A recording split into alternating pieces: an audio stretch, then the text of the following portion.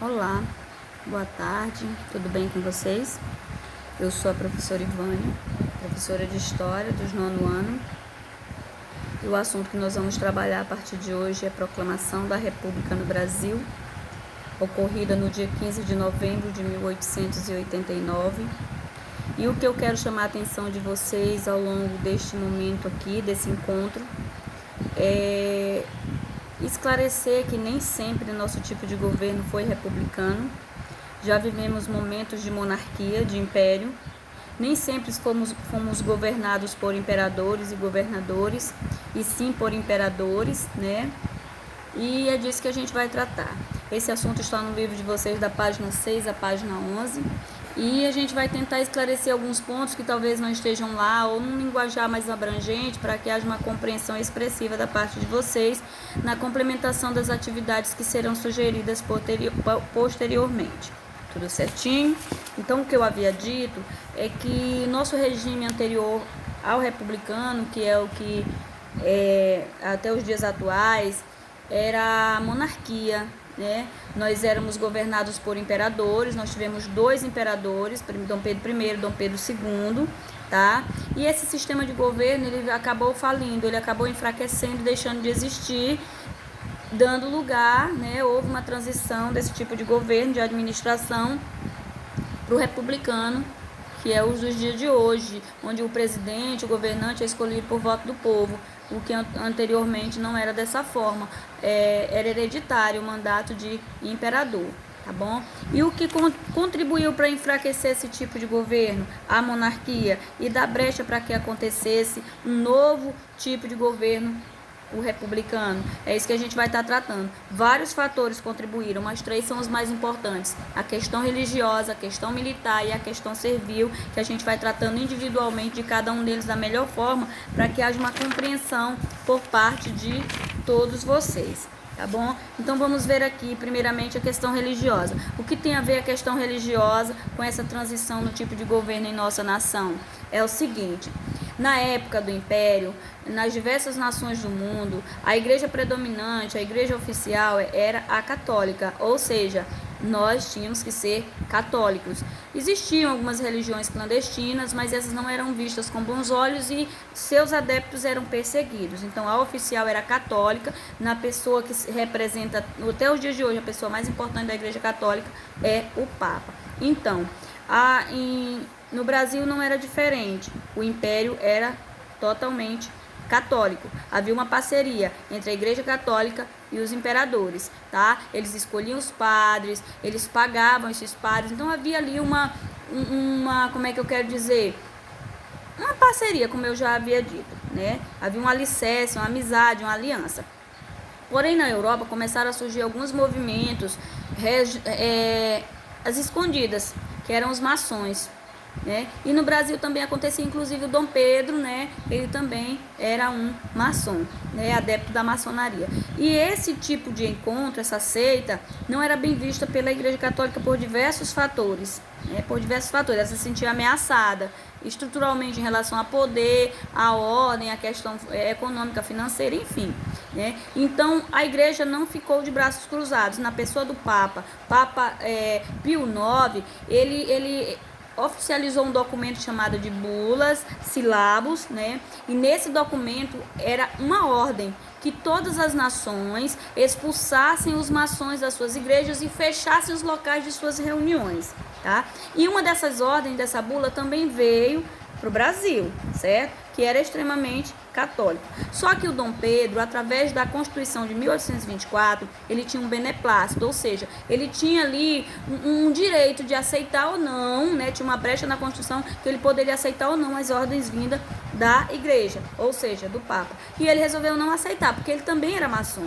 Então ele não proibiu que os maçons frequentassem a igreja e nem autorizou fechar nenhum dos locais das reuniões maçônicas. Então o que acontece? Apenas 2 bispos, o de Belém e o de Olinda, resolveram acatar as ordens do Papa, e por isso eles foram presos por Dom Pedro, ficando 4 anos na prisão. Ficaram só 2 anos, aliás, a ordem era para ficarem 4 anos, mas eles ficaram só 2. Por quê? A maioria da população era católica e começou a pressionar o Dom Pedro para que os padres, que eram homens vistos como homens santos, homens de Deus, fossem livres, e ele resolveu acatar, e depois de 2 anos libertou esses dois. Porém, a sua amizade, o seu companheirismo, a sua parceria aí com a igreja rompeu-se. Rasgaram a toalha, deixaram de ser parceiros, não tinha mais essa amizade, então a igreja deixou de apoiar o império. Então a primeira estrutura que apoiava a monarquia saiu de campo, saiu de cena. Ficaram apenas duas. Quem eram elas? Os militares. Os militares eram um grupo pequeno, não muito estruturado para uma guerra, porém foram convocados para a Guerra do Paraguai em 1870. Complementaram, juntaram mais alguns escravos a esse grupo de militares, né? Garantindo a eles que eles ganhavam alforria quando voltassem da guerra, e nada disso aconteceu. Então o que houve? Eles foram para a guerra, não sabiam se voltavam vivos, quem sabe o que acontece, os processos de uma guerra, não é isso? Mas o final é que eles foram vencedores, saíram vencedores dessa guerra. E quando voltaram, eles acreditavam que iam ter um valor melhor, um salário melhor, iam ter uma participação política dentro da monarquia, e não houve nada disso. Eles não podiam nem expressar para os jornalistas o que houve lá no campo de batalha, sabe, aquelas atenções que eles deveriam ter por serem importantes agora, por ganhar em nome do Brasil uma guerra, né? E não houve isso. Muito pelo contrário, Dom Pedro pegou e mandou foi prender um deles, me parece que é o Sena Madureira, e um outro lá. Eles foram presos, isso desrespeitou o grupo dos militares, que ficou chateado por isso e resolveu romper com Dom Pedro e querer uma monarquia. Querer o fim da monarquia e uma república. Então os militares agora também já queriam ser republicanos. Aí saiu a igreja, saiu os militares, ficaram apenas os cafeicultores, que são atrelados à questão servil, à questão dos escravos. Por que esses cafeicultores ainda continuavam com o Dom Pedro II apoiando a monarquia? Vou explicar para vocês, prestem bem atenção. O que acontece? Todas as nações europeias já tinham posto fim à escravidão. Ninguém escravizava mais o negro. Mas o Brasil continuava a escravizar. Eu já deixo bem claro, foi o último país a dar fim à escravidão. Então, com isso, o cafeicultor ficava ali de amigo com Dom Pedro, porque mantinha os escravos trabalhando como escravos nos seus cafezais, tá? Aí o que acontece? O Dom Pedro, querendo agradá-los, né, querendo resolver a situação de uma forma que não saísse no prejuízo nem a monarquia, nem a coroa e nem os cafeicultores, criou algumas leis para vamos dizer que para enxertar, para tentar enrolar e não pôr fim à escravidão, como estava sendo a ordem dos países europeus, principalmente a pressão grande da França e a Inglaterra. Ele criou em 1871 a lei do ventre livre. O bebezinho negro que nascesse naquela época, a partir dessa lei, ele seria livre. Então, qual era o benefício que o Dom Pedro queria alcançar com isso? Se essa criança nasceu depois da lei, ele era livre.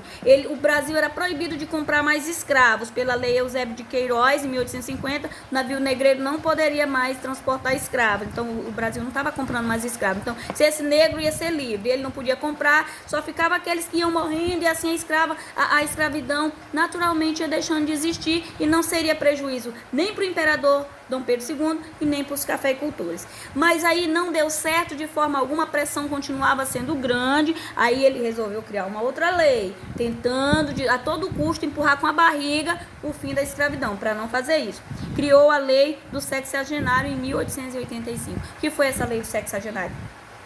Os escravos a partir de 60 anos eles serão livres.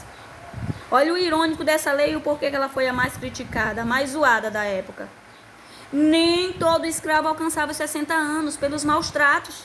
Eles morriam antes disso. Então, que fim de escravidão iria acontecer? Foi zoada.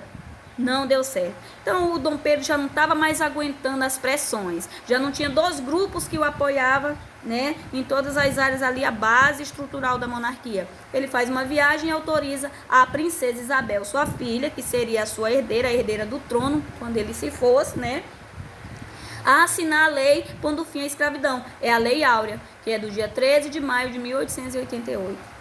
Quando a princesa Isabel assina a Lei Áurea, eu abro um leque aqui para dizer, não é porque ela era boazinha, princesinha dos filmes de história de príncipe e princesa encantado, não.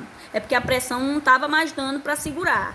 Todos os países europeus já tinham posto fim à sua escravidão. Então ela pegou, assinou a Lei Áurea, porém ela caçou com uma briga com os cafeicultores, porque queria uma indenização por seus escravos.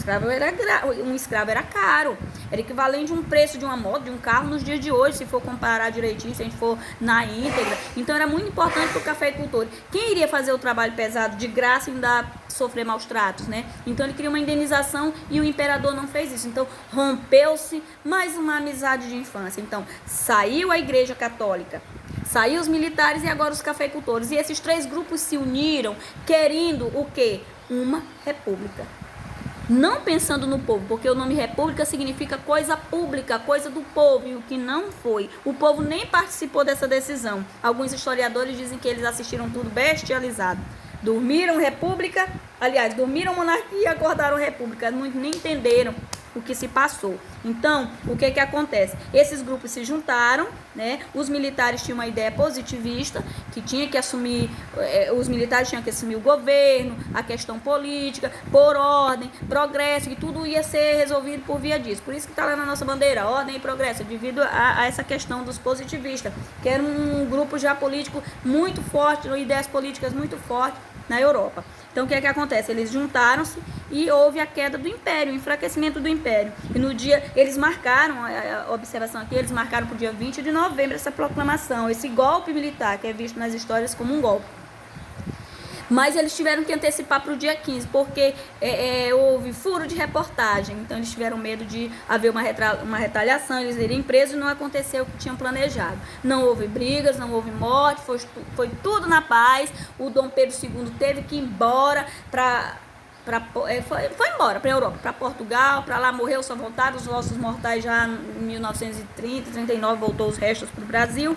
E assim acabou o fim da monarquia, acabou a monarquia e instaurou-se uma república até os dias de hoje, tá? Leiam as páginas do livro que vão reforçar mais o que eu disse aqui, pausem o vídeo e voltem para acompanhar direitinho. Perdoem se eu falei muito rápido, mas no vídeo tem essa facilidade de você acompanhar. Vou estar colocando um link, nesse link tem um texto que vocês vão estar respondendo as questões que posteriormente eu estarei também sugerindo.